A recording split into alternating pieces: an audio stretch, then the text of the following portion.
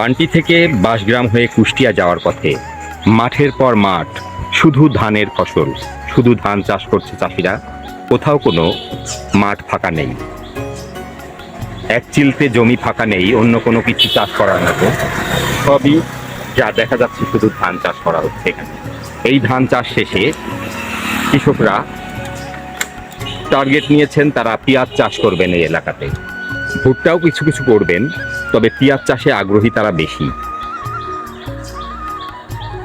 চারিদিকে শুধু ধান ক্ষেত, কোথাও কোনো জায়গায় কোনো এক চিলতে জায়গা ফাঁকা নেই। প্রতিটি মাঠ পরিপূর্ণ ধান গাছে পরিপূর্ণ।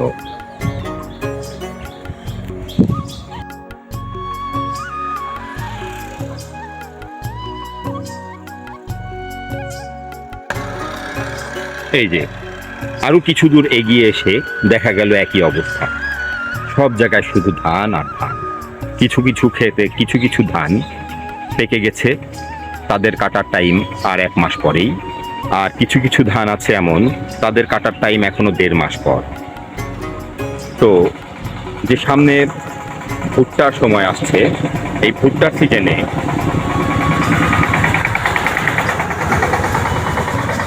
এই ধানের ক্ষেত, ধান দ্বারা পরিপূর্ণ ক্ষেত আসলে চিন্তায় ফেলেছে আমাদের। আমরা তো ভুট্টার বীজ নিয়ে মার্কেটিং করছি, তো আমরা কুষ্টিয়ার বিভিন্ন অঞ্চলে পরিদর্শন করে দেখতে পাচ্ছি আগামী 15ই অক্টোবর ভুট্টা বপনের জন্য কোনো মাঠ ফাঁকা পাওয়া যাচ্ছে না। কৃষকরা সবাই যারা যারা এই ধান লাগিয়েছেন তাদের কাটতে কাটতে এখনো 1 মাস, তারপরেও আবার তারা সিদ্ধান্ত নিচ্ছেন এবার পেঁয়াজ করবেন।